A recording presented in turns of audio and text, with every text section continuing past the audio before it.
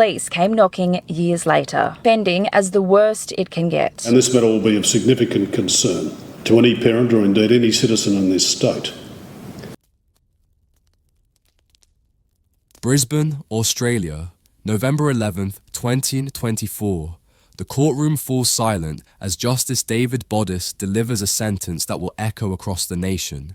Before him stands Ashley Paul Griffith, a 46-year-old childcare worker with 2 decades of access to the most vulnerable.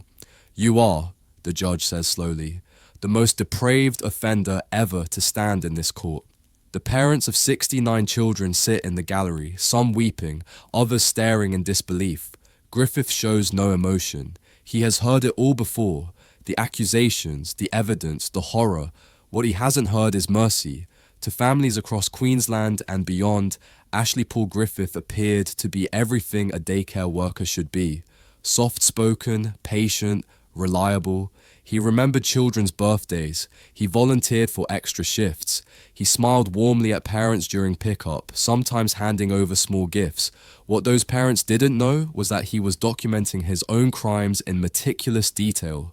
Over nearly 2 decades, Griffith sexually abused toddlers entrusted to his care, creating thousands of images and videos that circulated through the darkest corners of the internet.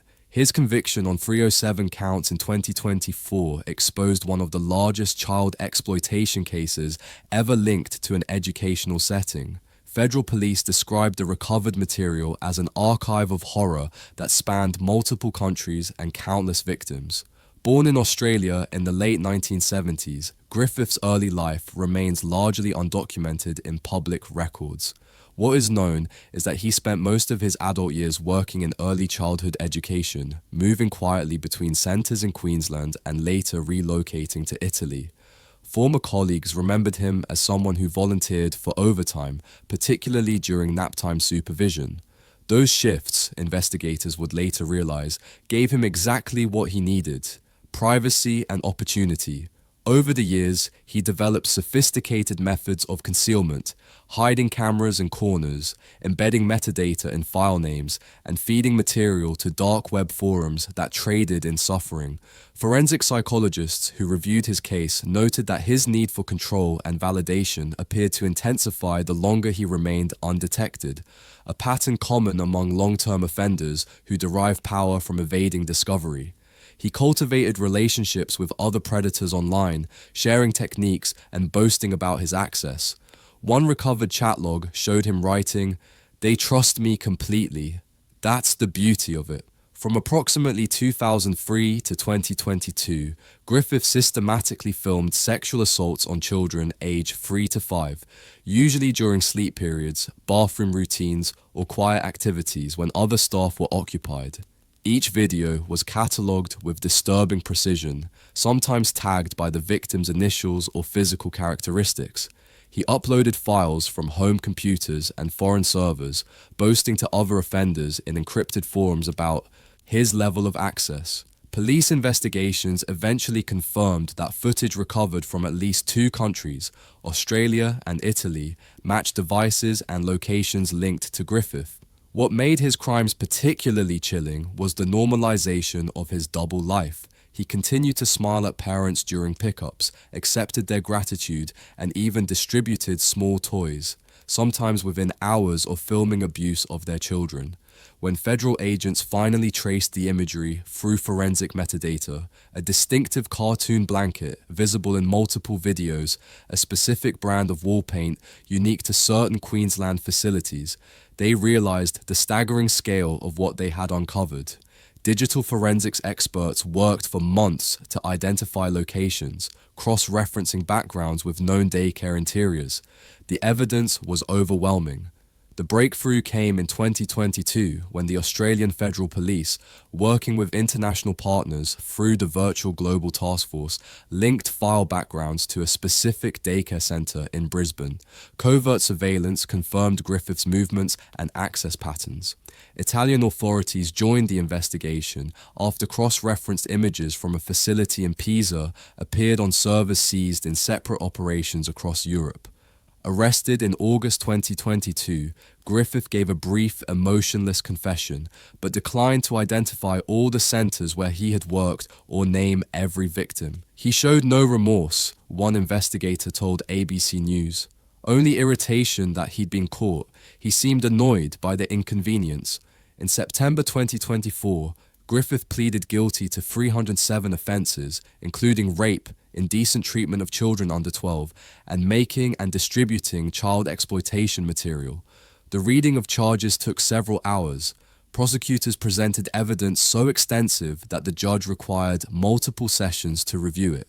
During sentencing, Justice Bodis described the crimes as a profound breach of trust of the most serious kind, and noted that the psychological harm to victims and families would last generations. Griffith received life imprisonment with a non-parole period of 27 years. Parents who attended the sentencing described a mixture of grief and relief. "He stole our peace for 20 years, one mother said, outside the courthouse. Now at least we know where he is. Another parent added, "My child will never remember what he did, but I'll never forget that it happened." As of 2025, Ashley Paul Griffith remains incarcerated in a Queensland correctional facility under maximum security, isolated from the general prison population for his own protection. He has filed appeals challenging the length of his sentence, all of which have been denied. His case triggered sweeping reforms in Australia's childcare sector, including enhanced background check procedures, mandatory camera systems in all rooms with real-time parental access capabilities, and stricter digital device policies for staff. The Australian government launched a Royal Commission inquiry into institutional responses to child sexual abuse in educational settings. No documentary or dramatic adaptation has yet been produced, but his name remains synonymous with systemic failure and the catastrophic consequences of unchecked access. How does a man spend 2 decades surrounded by innocence and choose only corruption? The Griffith case demonstrates how predation thrives behind familiarity, how oversight failures and misplaced trust create environments where evil can operate in plain sight. His crimes remind us that the monsters we fear are not always strangers. Sometimes they wear name tags and hold our children's hands.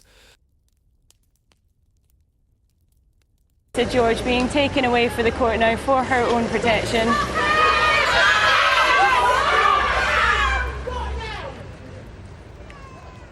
Plymouth, England, June 2009.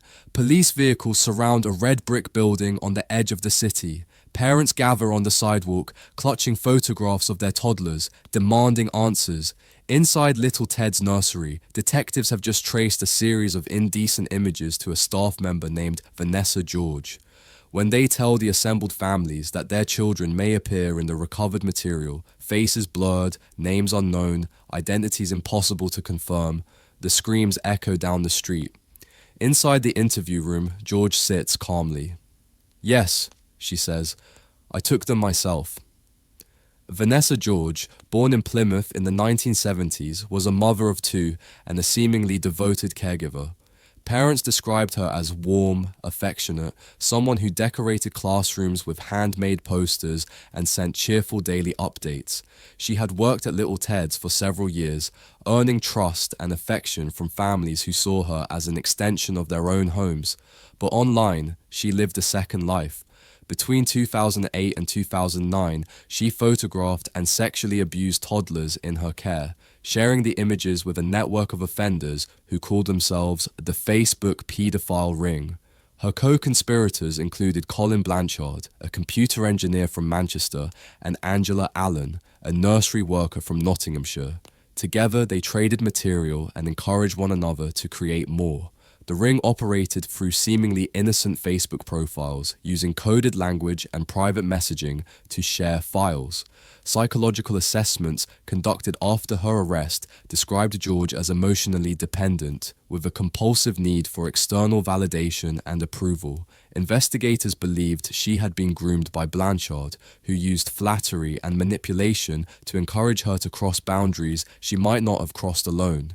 Their online relationship began in early 2008, with Blanchard gradually escalating his requests. by early 2008, she had moved from fantasy to action. Her employment at Little Ted's nursery provided the access she needed. The abuse began during nap time and diaper changes, moments when she could isolate children without arousing suspicion. Expert witnesses later testified that George appeared to derive her primary satisfaction not from the acts themselves, but from the praise and attention Blanchard gave her in response to the images. The crime spanned less than 18 months, but devastated an entire community. George took indecent photographs of children aged 2 to 5, often during routine care activities. She cropped the images to hide their faces, making identification nearly impossible and deepening the trauma for parents who could never know with certainty whether their child had been victimized. When police analyzed her devices, they recovered at least 124 indecent images. In many, her wedding ring was visible, a signature detail that prosecutors used to confirm authorship. Psychiatric reports later suggested that George derived satisfaction not from the physical acts themselves, but from the digital applause and encouragement she received from Blanchard and others. That virtual reinforcement deepened her detachment from reality and emboldened her to escalate. Text messages recovered from her phone showed her writing to Blanchard, "Did you like the new ones? I can get more." The casual tone was chilling. The exchanges revealed a woman so desperate for approval that she was willing to destroy children's lives to receive compliments from strangers on the internet.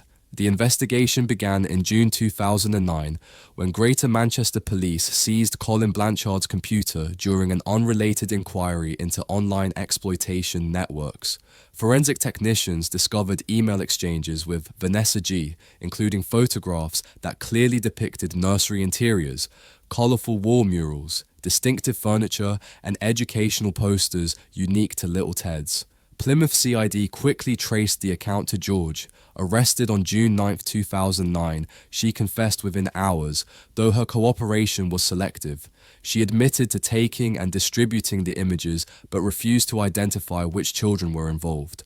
A silence that caused immeasurable pain to families who were left in agonizing uncertainty. "I can't remember which ones," she told detectives. Parents described the statement as a final act of cruelty. Many families were left to wonder for the rest of their lives whether their child had been among the victims, a special kind of torture that George's refusal to cooperate deliberately inflicted. George's trial in October 2009 was mercifully brief. She pleaded guilty to 7 counts of sexual assault and 6 counts of making and distributing indecent images of children.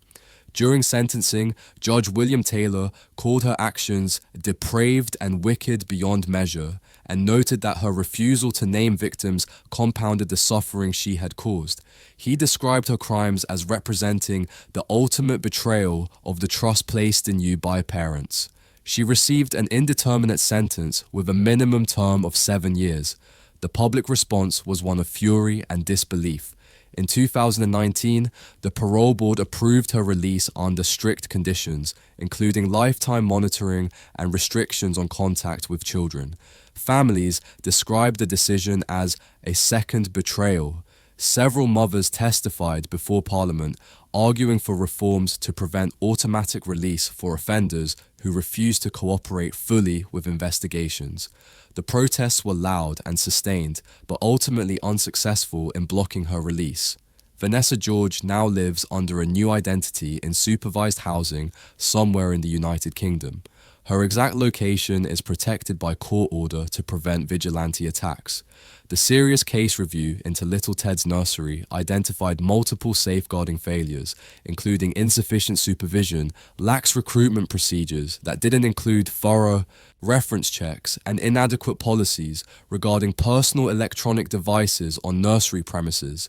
The case prompted national changes to childcare regulations across England, including mandatory 2-person rules for certain activities and enhanced disclosure and barring service checks. The BBC and Sky News have both produced documentaries examining the case with particular focus on how one employee's double life shattered the illusion of safety that parents depend upon. The documentaries featured interviews with parents who described the ongoing psychological trauma of never knowing whether their child was among the victims. Can ordinary affection disguise monstrous intent? Vanessa George proved that evil can sound nurturing, smile gently, and wear the costume of care, while destroying lives with the press of a camera button. Her legacy is not just the harm she caused, but the haunting question she left behind. Which children suffered, and will we ever know? 4 children died in a fire, has now been charged with murder. Jessica Tata will face 4 counts of manslaughter, 6 counts of reckless injury to a child. Houston, Texas, February 24, 2011. Smoke billows from a small brick house on Oakdale Street, a registered in-home daycare. Neighbors call 911 as flames consume the kitchen. Firefighters arrive within minutes, forcing their way inside. What they find stops them cold. 4 small bodies near the kitchen doorway, lifeless from smoke inhalation. 3 other children have survived with severe burns. The owner, 22-year-old Jessica Tata, is nowhere to be seen. Security footage later shows her shopping at a nearby Target store while a pan of oil burns unattended on the stove. To the parents who entrusted their children to her care, Jessica Tata had seemed energetic, responsible, a young woman with a bright future. She advertised her business as a God-centered daycare and often quoted Bible verses on social media. Her Facebook page featured photos of children playing and testimonials from satisfied parents. In reality, she was reckless, overwhelmed, and deceptive. The state of Texas would later reveal that she had lied on her licensing paperwork, omitting a juvenile arson case that would have disqualified her from operating a childcare facility. That single omission allowed her to gain legal approval and left 7 toddlers in mortal danger. Born in Houston in 1988 to Nigerian immigrant parents, Tata grew up in a deeply religious household and attended Christian schools. Friends from her youth described her as social but impulsive, someone who struggled with responsibility and occasionally made reckless decisions. At age 14, she had been accused of setting a fire in a school bathroom. The case was sealed due to her juvenile status, and the record never appeared in background checks.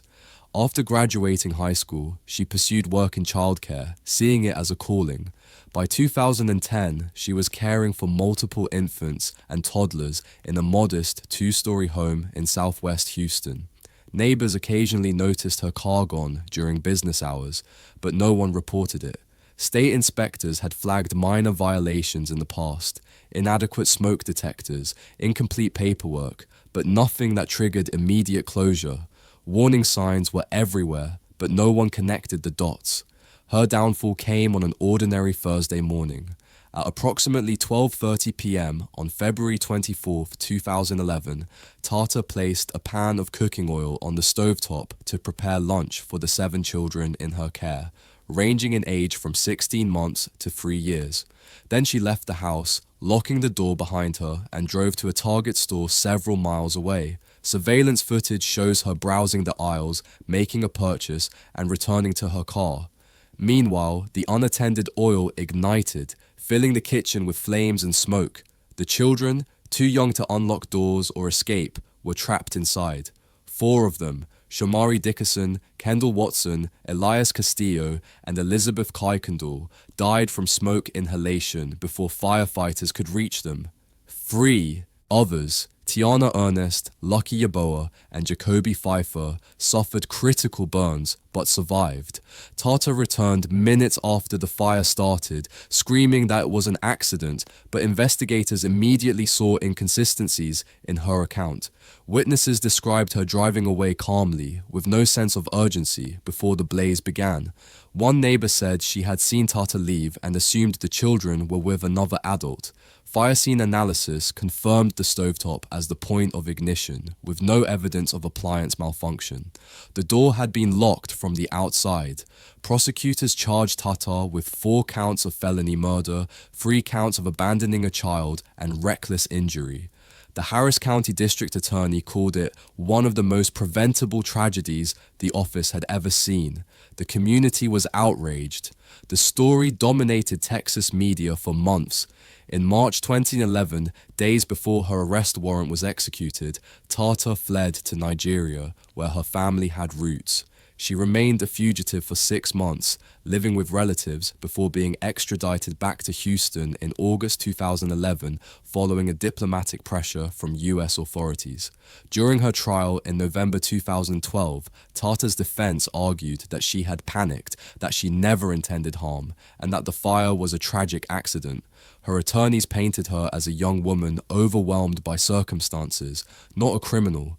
Jurors rejected that narrative, focusing instead on her pattern of negligence, leaving children unsupervised on multiple prior occasions, ignoring safety violations, and fleeing rather than facing responsibility. "She needs to be held accountable for what she did that day," said the grandmother of one victim during impact statements. 4 babies died because she wanted to go shopping. The prosecution emphasized that under Texas law, felony murder does not require intent to kill, only reckless conduct that leads directly to death. The jury deliberated for less than 2 hours before returning guilty verdicts on all counts. Judge Mark Brown sentenced Tata to 80 years in prison and imposed a $10,000 fine. "You took 4 lives through your selfish actions," he said during sentencing. Jessica Tata remains incarcerated in the Texas Department of Criminal Justice as of 2025. Her appeals have been denied at every level. She will not be eligible for parole until she is in her 90s. The case spurred immediate legislative action. Texas passed new laws tightening background check procedures for childcare operators, requiring unannounced inspections, and mandating stricter fire safety standards for in-home facilities. Jackie's Law, named after one advocacy group, now requires residential daycares to have multiple working smoke detectors and fire extinguishers.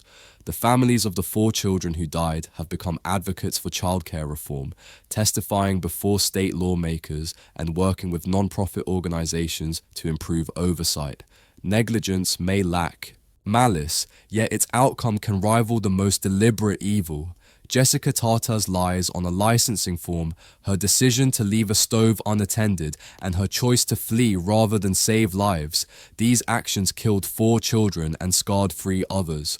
1 moment of recklessness, 1 lie, 1 pan of oil, and 4 children never came home. Springfield, Ohio, August 2021.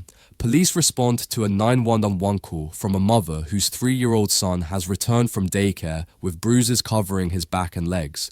Within hours, other parents come forward with similar stories: unexplained marks, behavioral changes, children who suddenly fear going to school. Detectives obtain a warrant for surveillance footage from the Worthington Learning Center, a facility run by 26-year-old Heather Kuhn. What they see on the tapes shocks even veteran investigators: repeated acts of violence against toddlers who cannot speak for themselves. Heather Kuhn had worked in childcare for several years, presenting herself as patient and nurturing to parents during tours of the facility. Behind closed doors, however, she was abusive, volatile, and cruel. Over a span of several months in 2021, Kuhn physically assaulted at least a dozen children in her care, slapping them across the face, slamming them onto nap mats, and forcibly restraining them during tantrums. Parents later described their children coming home with unexplained injuries, bruises shaped like handprints, scratches on their arms, sudden changes in behavior including nightmares and regression. When confronted, Kuhn blamed the children, claiming they had hurt themselves during play or fights with other kids. Her explanations were plausible enough that most parents initially accepted them. Little is publicly known about Kuhn's background, but court documents suggest a history of anger management issues and emotional instability. Co-workers reported that she seemed overwhelmed, especially when caring for multiple toddlers at once. Rather than seeking help or requesting reduced hours, she lashed out at the children. The abuse escalated in the summer of 2021 as staffing shortages due to the COVID-19 pandemic left her alone with larger groups for extended periods. Investigators later found that supervisors had received at least 3 complaints about her treatment of children, but failed to act decisively, opting instead for informal warnings that were never documented in her personnel file. The crimes came to light when a parent noticed bruising patterns on her son's torso that were consistent with adult hand strikes. Police seized video from the center's surveillance system and found incontrovertible evidence spanning several months. Kuhn striking a 2-year-old across the face with an open hand, throwing a 3-year-old onto a nap mat with enough force to cause the child to bounce, and roughly yanking children by their arms when they didn't comply immediately with instructions. In one particularly disturbing clip, she is seen holding a crying toddler by the neck for several seconds while yelling inches from the child's face. The footage, shown in court, left the gallery in tears. Prosecutors counted at least 24 separate documented acts of violence against children aged 18 months to 4 years. And those, the prosecutor noted, are only the incidents caught on camera. Kuhn was arrested in August 2021 and charged with multiple counts of child endangerment and felonious assault. Her attorney argued that she had been overworked and undertrained, that the facility had failed to provide adequate support, and that her actions, while wrong, didn't rise to the level of criminal assault. Jurors saw no excuse for deliberate violence against defenseless children. She made a choice every single time she raised her hand, the prosecutor said during closing arguments. Every slap, every shove, every moment of cruelty was a conscious decision. Parents gave emotional testimony, describing their children's nightmares, bedwetting, and behavioral regressions that required months of therapy to address. In 2022, Kuhn pleaded guilty to 14 felony counts in exchange for a slightly reduced sentence. She was sentenced to 12 years in prison and permanently barred from working with children in any capacity. The judge told her, "You betrayed the most fundamental trust society places in childcare providers. The Worthington Learning Center lost its license and closed permanently within weeks of the verdict. Ohio enacted new laws requiring real-time camera access for parents through secure apps and stricter ratios of caregivers to children, particularly for toddlers under 3. Heather Kuhn remains imprisoned in the Ohio Reformatory for Women as of 2025, eligible for parole in 2030. Her case became a symbol of how easily systemic failures, understaffing, poor oversight, ignored complaints can allow abuse to continue unchecked. The children she harmed are receiving ongoing therapy, but the scars, physical and emotional, will last far longer than her sentence. When frustration becomes violence and silence becomes complicity, even a few months of cruelty can destroy the foundation of a child's trust. Kuhn's legacy is written in bruises and broken spirits, a reminder that harm doesn't require intent to kill, only indifference to suffering. Guangzhou, China, May 2015. Parents arriving to pick up their children from the Aiyue kindergarten notice something strange. Several toddlers are limping, wincing when touched. When questioned, the children describe being struck repeatedly by their teacher, a woman named Wang Yun. The parents demand to see surveillance footage. What they witness horrifies them. A pattern of systematic violence that had gone unreported for months, perhaps longer. Wang Yun, a 32-year-old kindergarten teacher, had worked at Aiyue for 3 years. Colleagues described her as strict but effective, someone who maintained classroom discipline when others struggled. What they didn't see, or chose not to see, was the extent of her brutality. Over several months in early 2015, Wang physically assaulted dozens of children aged 3 to 5, using her hands, a wooden stick, and in some cases throwing them to the ground with enough force to cause visible injuries. The attacks were not reactive or momentary. They were calculated punishments for minor infractions like talking during lessons, failing to sit still, or not completing assignments quickly enough.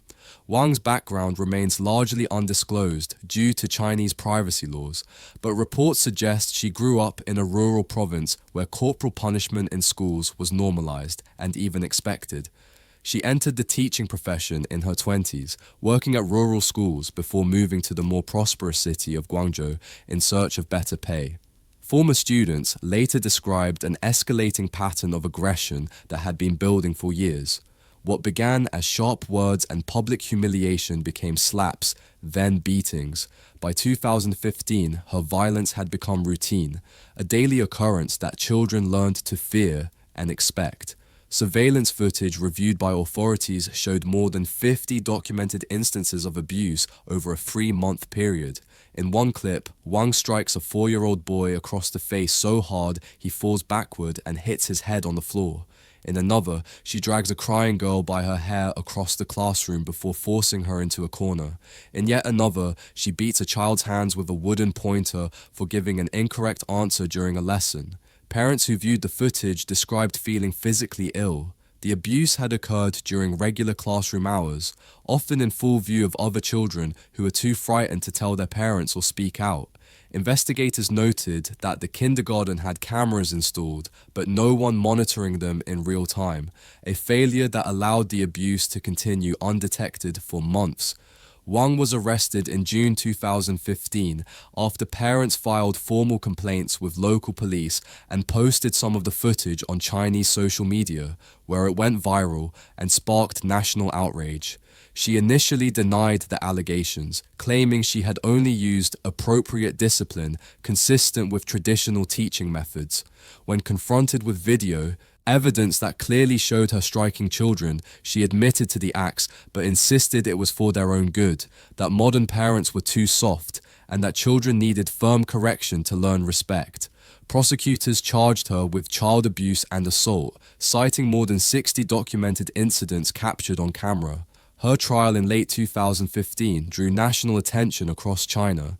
State media covered the case extensively, sparking heated debates about corporal punishment, teacher training, and the legacy of authoritarian educational practices. Wang showed little remorse during proceedings, telling the court that her methods were no different from those used in rural areas where she had trained, and that parents who complained were raising spoiled children.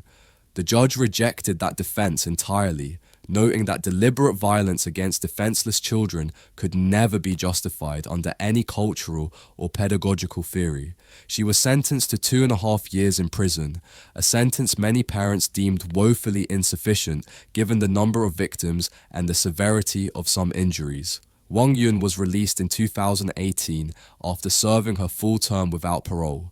She is prohibited from working in education, though enforcement of that ban remains unclear given China's vast and sometimes poorly regulated private education sector. The Iowa kindergarten implemented new oversight measures, including monitored cameras and surprise inspections. Guangzhou authorities mandated live stream cameras accessible to parents in all licensed childcare facilities, a reform that has since spread to other major Chinese cities. The case became a catalyst for broader reforms in China's early childhood education sector and intensified public scrutiny of teaching methods. As of 2025, Wang's current whereabouts are unknown. She has given no public interviews and appears to have left Guangzhou. Her case remains a cautionary tale about the dangers of unchecked authority and the silence of witnesses who see abuse but fail to act, either out of fear or misplaced deference to authority. Can discipline become torture when delivered by hands that hold too much power? Wang Yun's violence revealed how easily cruelty can masquerade as teaching, and how many children suffer in silence before anyone finds the courage to speak. For now, you have been convicted by a jury of unlawful act manslaughter, and I must now sentence you for that crime. Cheshire, England, May 9th, 2022. A 9-month-old baby girl named Genevieve Meehan lies unresponsive in her cot at Tiny Toes Nursery. Her skin is pale, her breathing shallow and irregular. The staff member responsible for her care, 35-year-old Kate Ruffley, tells colleagues the child simply stopped breathing during nap time, but when paramedics arrive and examine Genevieve's body, they find bruising and positional injuries inconsistent with Ruffley's account. Police seize the nursery surveillance footage. What they see is unthinkable. Kate Ruffley had worked at Tiny Toes for several years, presenting herself as experienced and reliable with infants. Parents trusted her with their babies, believing she would provide the same gentle care they would give at home. Instead, on May 9, 2022, Ruffley deliberately restrained Genevieve Meehan face down in a beanbag-style cushion for over 90 minutes, ignoring the child's distress and making no effort to check on her condition or reposition her to allow proper breathing. The baby died 2 days later from catastrophic brain injuries caused by oxygen deprivation. Ruffley's background includes prior childcare roles spanning more than a decade, with no documented incidents of abuse or neglect, making her crime all the more shocking to those who knew her. Colleagues described her as occasionally impatient but never violent, someone who seemed competent, if not particularly warm. Investigators later theorized that she may have been overwhelmed or frustrated by Genevieve's crying on that particular day, leading to a decision that she knew was dangerous but made anyway out of anger or indifference. Psychological assessments conducted after her arrest found no diagnosed mental illness, only what experts described as a profound lack of empathy in that moment. The surveillance footage is harrowing in its clarity and duration. It shows Ruffley placing 9-month-old Genevieve face down in a soft beanbag chair, then walking away without securing the child in a safe sleeping position. Over the next 90 minutes, the baby's movements gradually cease as she struggles against the unsafe positioning. Ruffley returns periodically to the room but makes no effort to reposition the child, check her breathing, or respond to her obvious distress. When she finally lifts Genevieve after an hour and a half, the baby is limp and unresponsive. Ruffley's reaction is not panic, but visible annoyance. She places the child back down and continues with other tasks for several more minutes. Only when another staff member enters the room and notices the baby's condition does anyone call for emergency help. Genevieve was rushed to Alderhay Children's Hospital in Liverpool, where doctors discovered severe brain injuries caused by prolonged oxygen deprivation. Despite intensive care, she died on May 11, 2022. Ruffley was arrested the same day. During police interrogation, she claimed the baby had been fine when she last checked, but the video evidence directly contradicted her statement, showing she had barely glanced at the child during the entire 90-minute period. Detectives described her as defensive and evasive, showing more concern about losing her job than about the dying child. Her trial in 2023 was emotionally devastating for everyone involved. Prosecutors argued that Ruffley's actions constituted gross negligence manslaughter, a deliberate failure to provide basic care that directly resulted in death. The defense claimed she had made a terrible mistake, that she didn't realize the danger, and that she never intended harm. But the footage, played multiple times in court, showed a woman who repeatedly ignored a child in distress, who walked past the baby without checking, and who showed visible irritation rather than concern. Genevieve's mother, Katie Meehan, testified that she had trusted Ruffley completely, that she had toured the facility and felt her daughter would be safe. "I never imagined," she said through tears, "that handing my daughter to someone I trusted would be the last time I saw her alive." In November 2023, Kate Ruffley was convicted of manslaughter by gross negligence and child cruelty. She was sentenced to 14 years in prison. The judge described her actions as a gross breach of the duty of care owed to a vulnerable infant, and noted that she had multiple opportunities to intervene and chose not to. "Your indifference," he said, "killed this child as surely as any violent act." Tiny Toes Nursery closed immediately following the verdict, and the building now stands empty. Regulatory reviews found that while the facility had cameras installed, live monitoring was not required under existing laws, a gap that has since been addressed in new legislation. Kate Ruffley remains an HMP style as of 2025. She will be eligible for parole in 2030, though victim advocacy groups have vowed to oppose her release. Genevieve's family has become leading advocates for Genevieve's Law, a campaign to mandate real-time parental access to nursery cameras across the United Kingdom, allowing parents to check on their children at any time via secure smartphone apps. Negligence and cruelty sometimes share the same outcome: a child lost, a family shattered, a life ended before it truly began. Kate Ruffley's crime was not passion or madness, it was indifference, and that may be the cruelest act of all. videos? No comment. When I go through and watch the footage, am I going to see you touching her back and grabbing her back? No comment. But Leka refused to engage, answering no comment. Kraków, Poland, December 18th, 2020. Emergency services receive a frantic call from the Słoneczko nursery. A 2-year-old boy has been found unconscious, his body covered in bruises. Paramedics arrive within minutes and discover injuries consistent with violent shaking and blunt force trauma to the head and torso.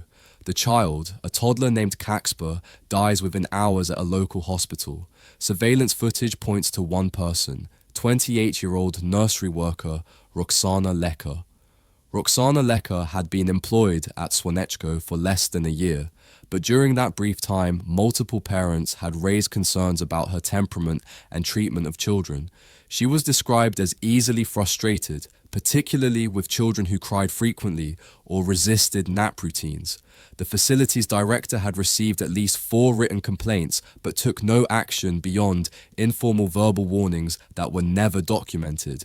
That inaction allowed Leka to continue working and eventually to kill. Parents later said they had been told their concerns were overblown and that Leka was simply firm but fair. Little is publicly known about Leka's personal history, though reports suggest a difficult upbringing marked by instability and limited professional training in early childhood development. Colleagues noted that she seemed overwhelmed by the demands of the job, often snapping at children or handling them more roughly than other staff members. The abuse escalated in late 2020 as pandemic-related stress and staffing shortages due to COVID-19 quarantines increased her workload and reduced supervision. On several occasions, she was left alone with groups of toddlers for hours at a time. The crime occurred on December 18, 2020, during the afternoon nap period.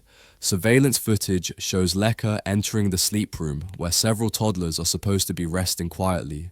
One boy, 2-year-old Kacper, is crying and refusing to lie down in his cot. Leka lifts him from his bed and violently shakes him, his head snapping back and forth. When he continues to cry, she strikes him repeatedly across the face and body, then throws him back onto the mattress with enough force that his body bounces. Over the next 30 minutes, she returns to his cot twice, each time handling him with increasing aggression, pulling him up by his arms, shaking him again, and finally slamming him down so hard that he stops moving. When staff finally discover Kacper unresponsive an hour later, Leka claims he simply wouldn't stop crying and she had lost her temper. Kacper was rushed to hospital but died from catastrophic brain injuries and internal bleeding later that evening. An autopsy revealed multiple skull fractures, brain hemorrhaging, and extensive bruising consistent with sustained violent assault. Leka was arrested within hours of the child's death. During police interrogation, she admitted to shaking and hitting the child, but claimed she never intended to kill him, that she just wanted him to be quiet. Prosecutors noted that her actions, repeated over a sustained period, demonstrated not a momentary lapse in judgment, but deliberate, escalating violence against a defenseless toddler. Her trial in 2021 drew national outrage across Poland. The footage of the attack shown in court left jurors visibly shaken. Several had to leave the courtroom. Kacper's parents testified that they had noticed bruising on their son's arms and legs in previous weeks, but had been assured by staff that it was normal playground behavior, that toddlers often bumped into things during play. "We trusted them," his mother said, sobbing. "We believed our son was safe. They told us everything was fine." The prosecution emphasized that Leka had been given multiple opportunities to seek help, to request a break, to ask for support, but instead chose violence. In November 2021, Roxana Leka was convicted of murder and sentenced to 25 years in prison, one of the harshest sentences ever imposed in Poland for a childcare-related death. The judge called her actions barbaric and unforgivable, and noted that she had shown no genuine remorse, only self-pity and anger at being caught. "You killed a child," he said, "and you seem only concerned about yourself."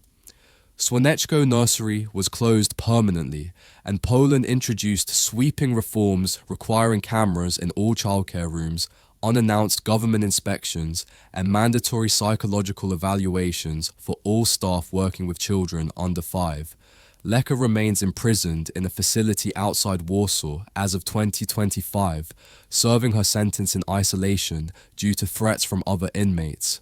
Kasper's family has established the Kasper Foundation in his name, advocating for stronger protections for children in institutional care across Poland and throughout the European Union. Frustration is human. Violence is a choice. Roxana Lecker made that choice repeatedly over 30 minutes, and a toddler paid with his life. Her legacy is written not in excuses, but in the silence of a 2-year-old who will never grow up. Dejanay Ferguson of Newcastle is accused of suffocating a 4-month-old in September at the Little People Child Development Center in Wilmington. A grand jury has now handed down a Bear, Delaware, September 5th, 2019. A security camera timestamp freezes at 10:38 a.m.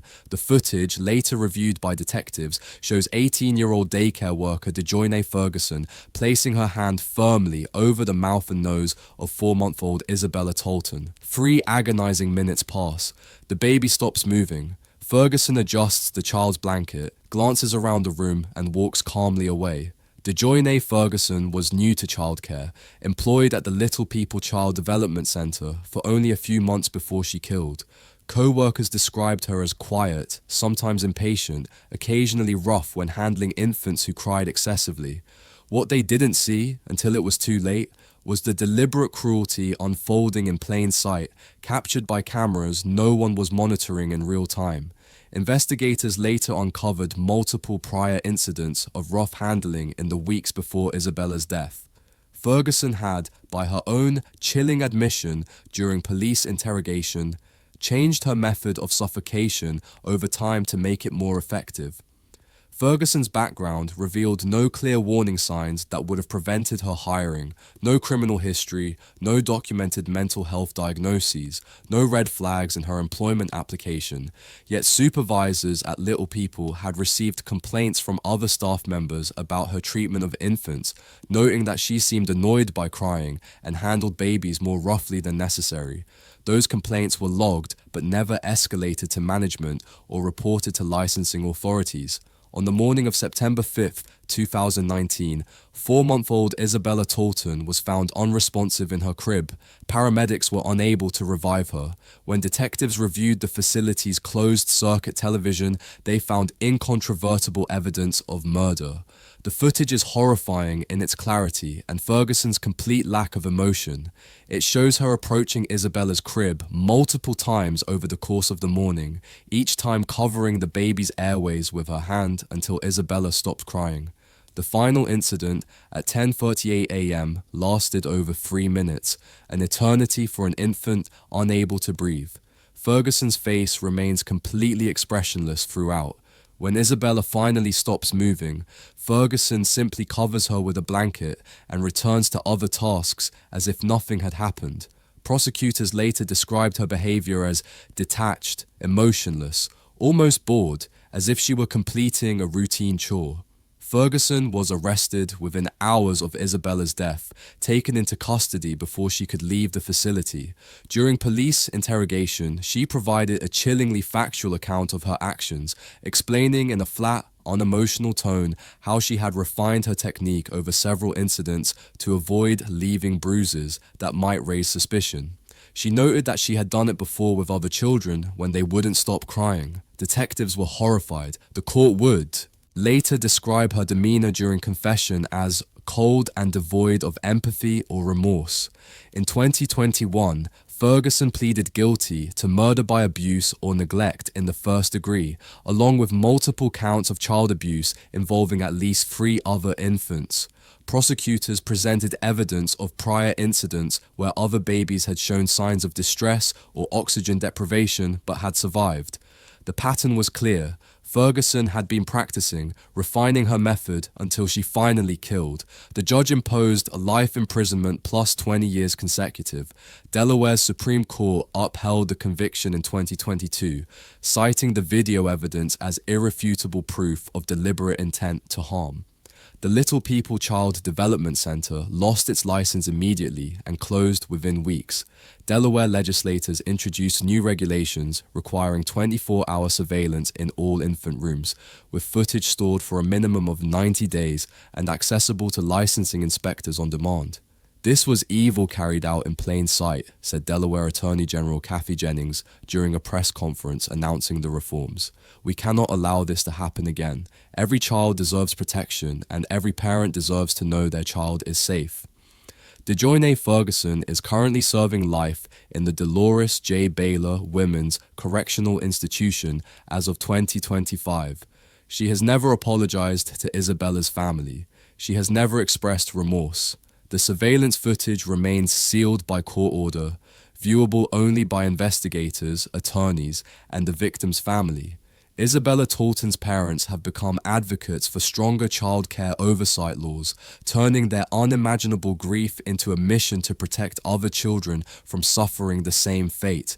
When cruelty becomes routine, its repetition dulls empathy until murder feels like just another task to complete. DeJoyne Ferguson's crimes remind us that apathy and detachment can be as dangerous as rage, and that evil does not always announce itself with fury or passion. Sometimes it simply looks away while a baby suffocates. Faith whispered to a teary-eyed Swagger in court that it would be okay as the two were taken away in handcuffs. The wheels of justice turn and maybe miss the mark, and in this one... Colorado Springs, Colorado, November 13th, 2019. A police officer knocks on the door of Play Mountain Place, a licensed daycare run by 58-year-old Carla Faith. Parents have filed complaints about overcrowding, inadequate supervision, and suspiciously high enrollment numbers that don't match the facility's licensed capacity. Faith answers the door with a smile, insisting only 6 children are present, the maximum allowed under her home-based license. Then officers hear crying behind a wall. They ask to search the premises. Faith hesitates. When they push against what appears to be a solid wall, the drywall shifts, revealing a hidden staircase leading to a basement. Inside that basement, 26 children, many under the age of 2, are crammed into a single, poorly ventilated room. For years, Carla Faith had marketed herself as a nurturing educator with Montessori principles and a commitment to individualized, child-centered care. Her website featured testimonials from satisfied parents and photos of smiling children engaged in educational activities. The reality was far darker. She was operating an illegal network of overcapacity facilities, packing in as many children as possible to maximize profit, then systematically lying to inspectors, parents, and licensing authorities to avoid detection. Her motive was simple and shameless: greed. Faith's background reveals a deeply troubling pattern of deception and regulatory evasion. She had previously lost a childcare license in California in the early 2000s for similar violations: severe overcrowding, unsafe conditions, falsified attendance records, and lying to state inspectors. Rather than accept responsibility or reform her practices, she simply moved to Colorado and started again, this time with a new business name and carefully constructed false identity. By 2019, after nearly a decade operating in Colorado Springs, parents and neighbors had begun to raise serious concerns.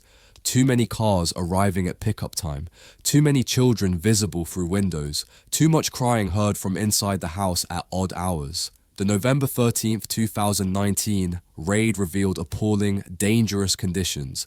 The basement where the children were hidden had no proper ventilation system, inadequate lighting, and only one adult supervising 26 infants and toddlers. Soiled diapers were piled in corners.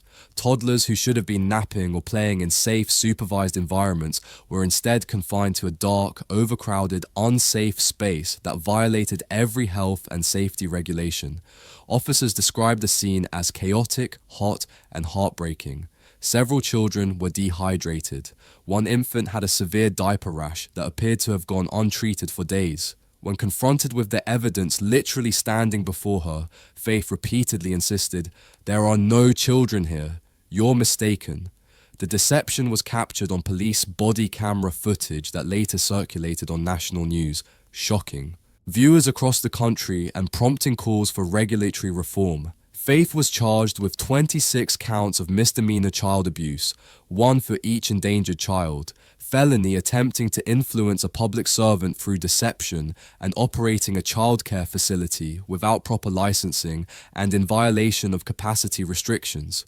During her trial in 2021, prosecutors argued that while no child had died or suffered permanent physical injury, Faith's deliberate deception endangered lives every single day for years.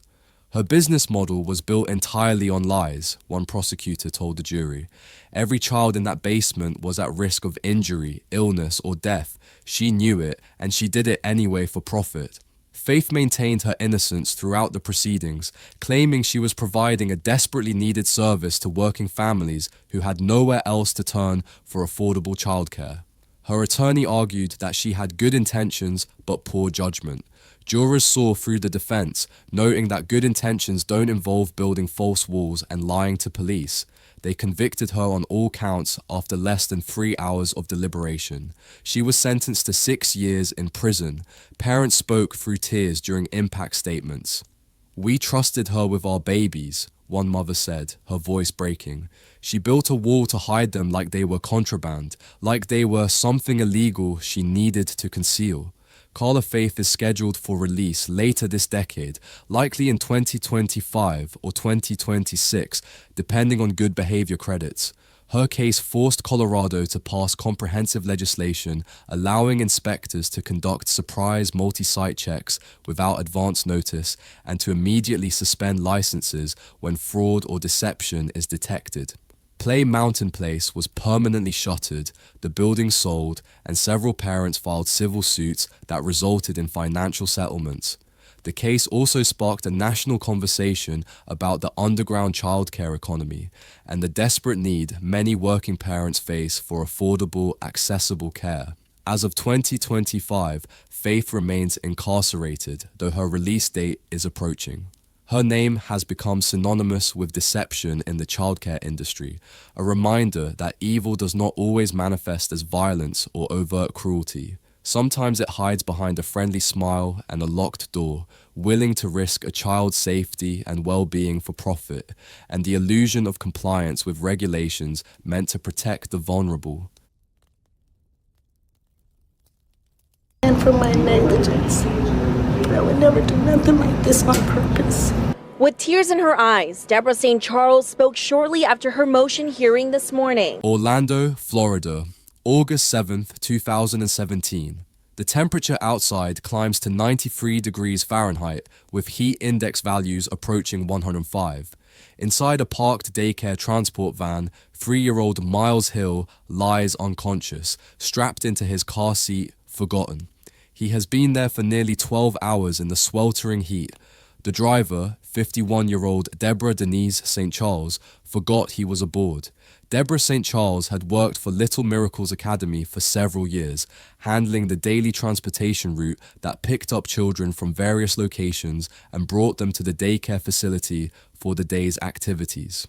Colleagues described her as friendly but chronically disorganized, someone who frequently lost track of schedules, misplaced paperwork, and seemed perpetually overwhelmed by routine responsibilities. On the morning of August 7th, she picked up several children from their homes, including 3-year-old Miles Hill. She then drove to the daycare facility and dropped most of the children off for their day.